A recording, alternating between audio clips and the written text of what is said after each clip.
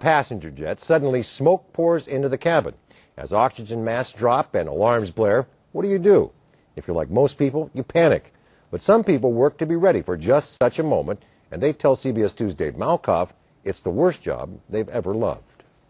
The flight attendant just said, go. It happened this month. Smoke in the cabin over the ocean ended with passengers sliding away from American Flight 31. It's built to have a trained response to various scenarios. This is where flight crews train, only this group flies in much smaller jets. It was a Gulfstream II. The kind billionaires use to hop the globe. In the beginning, it's interesting because you're seeing people that you read about in newspapers and see all the time on television. But the flight crews who train at HRD Systems in Valencia don't take their job to mingle with the stars. I can smell a little smoke in here.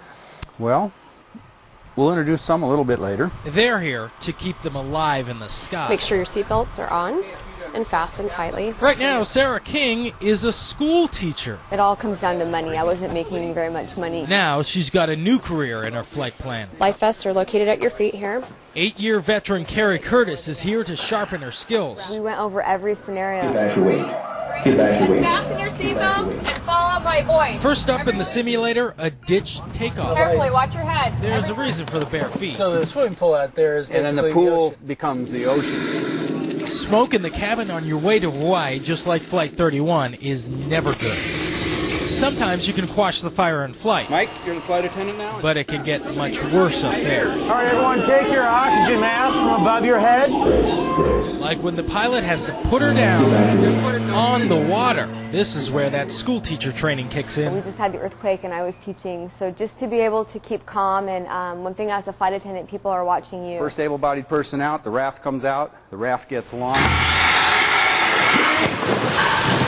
Lock arms, underneath, and lean back. One part of the standard operating procedure during a water landing is to grab the food from the plane.